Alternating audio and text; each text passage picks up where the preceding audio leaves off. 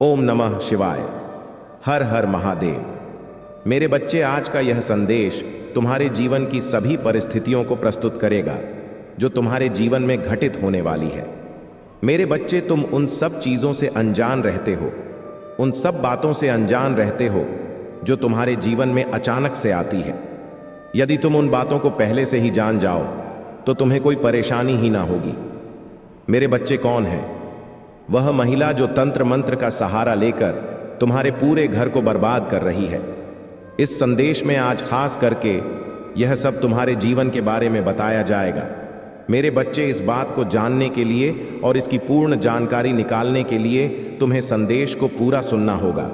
इसे बीच में छोड़कर बिल्कुल भी नहीं जाना है। यदि तुमने संदेश को बीच में छोड़कर जाने की चेष्टा करोगे तो उस महिला को तुम जान नहीं पाओगे जो तुम्हारे घर में तंत्र मंत्र कर रही है।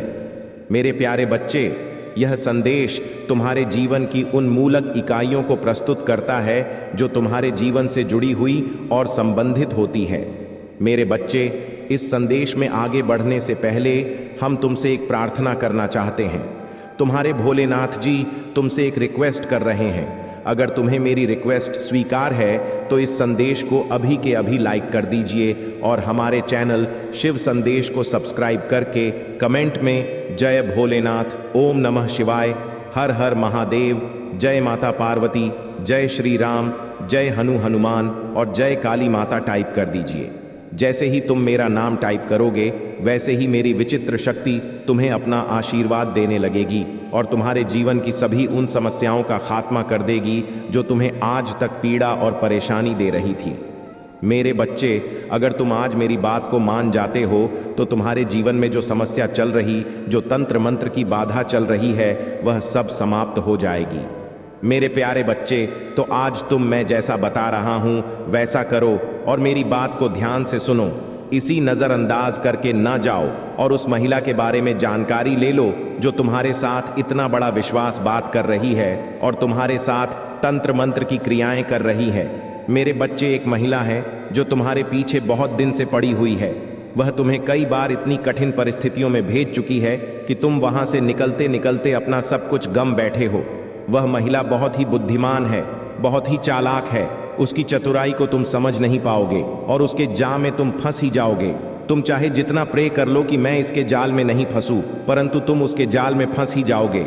वह इतनी दिमाग की महिला है मेरे बच्चे। उसने तुम्हारे साथ कई बार ऐसा किया है, किंतु तुम्हारे साथ कोई ऐसी बड़ी समस्या नहीं उत्पन्न हुई है कि तुम्हारे जीवन में रुकावट उत्पन्न कर सके, क्योंकि तुम्हारे ऊपर कोई भी संकट आने से पूर्व तुम्हारे महादेव जी उसे रोक ही लेते हैं, क्योंकि तुम मेरे प्रिय संतान हो और मैं तुम्हारा भगवान परमात्मा हूँ। मैं तुम्हारी जटिल से जटिल समस्याओं का अंत कर देता हूँ। तुम्हारे पास आने से पूर्व उसे समाप्त कर देता हूँ। वह तुम तक पहुँच भी नहीं पाता है और ना ही तुम्हें छुपाता है। मेरे बच्चे, वह महिला शत्रु बहुत ही खतरनाक औरत है। मेरे बच्चे, उसने तुम्हारे घर में तंत्र मंत्र करवाकर तुम्हारे घर को बर्बाद कर दिया है।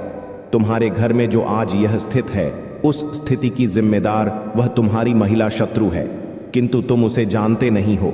तुम अब तक यह नहीं समझ पाए हो कि किस वजह से मेरे घर में इतनी समस्याएं, इतनी परेशानियां क्यों चल रही हैं। तुमने इस पर कभी गौर ही नहीं किया है। बस तुम यह सोचते हो कि यह सब भगवान कर रहे हैं। कोई मैंने ऐसी गलती कर दी है जिसकी सजा मुझे मेरे भगवान दे रहे हैं। तुम यह सब जो विचार मन में लाते हो, यह बिल्कुल ही गलत है। तुम्हारे भगवान, तुम्हारे परमात्मा कभी भी तुम्हारा अहित नहीं चाहते हैं और ना ही कोई नुकसान चाहते हैं।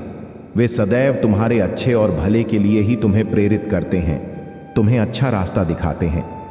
परंतु जब तुम ऐसा सोचोगे तो तुम्हारे प्रभु का मन निराश हो जाएगा और वह तुम्हारी सहायता करने के लिए कभी भी नहीं आएंगे, क्योंकि जब तक तुम्हें पूर्ण जानकारी ना हो तब तक तुम्हें किसी को दोषी नहीं ठहरता चाहिए।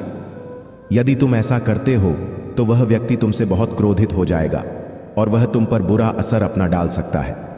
मेरे बच्चे, जो तुम्हारे घर की दशा है, जो स्थिति है, आज मैं तुम्हें बता रहा हूं कि किस वजह से तुम्हारे घर में ऐसी दशा हो गई है। मेरे बच्चे, उस महिला ने तुम्हारे घर में इतना बड़ा तंत्र मंत्र करवाया है, इसी वजह से तुम्हारे घर में तबाही मची हुई है। तुम्हारे घर के सभी सदस्य इसीलिए परेशान और पीड़ित हैं। तुम्हारे घर में जो भी है, जितनी भी बीमारियां हैं, वह सब उसी की वजह से है। तुम या आप अपने प्रभु पर मत लगाओ। तुम्हारे प्रभु तो तुम्हारी सहायता करते रहे हैं, अन्यथा अब तक तुम यहां पर नहीं होते। तुम्हारे साथ क्या नहीं हो गया होता। तुम्हारे प्रभु तुम्हें रोक रखे हुए हैं, और तुम्हारे घर की जो व्यवस्थाएं बिगड़ रही हैं, जो सुविधाएं स्वस्थ हो रही हैं, उनको भी मैं रोक रहा हूं।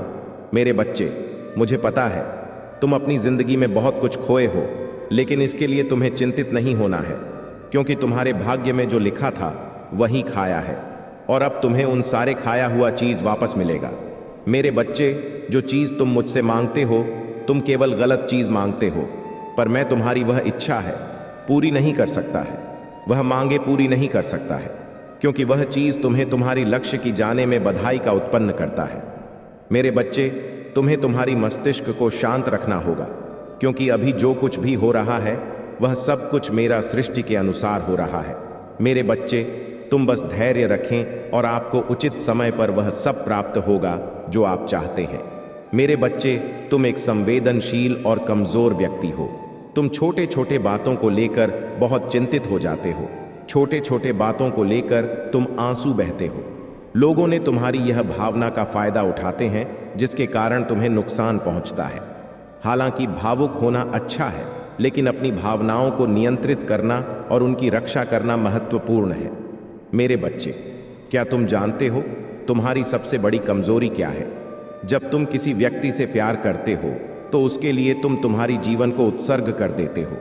तुम्हारी प्यार का प्रतिदान देने के लिए तुम अपनी जिंदगी का बलिदान करने को तैयार हो जाते हो, बल्कि वह व्यक्ति तुम्हारे लिए अपना जिंदगी कुर्बान नहीं कर सकता। मेरे बच्चे, तुम्हें और स्ट्रांग बना है। लोगों का प्यार में तुम्हें नहीं फंसना है। तुम्हें बस अपने लक्ष्य की ओर आगे बढ़ाना है। तुम्हें बस सफलता की ऊंचाई में उड़ना है।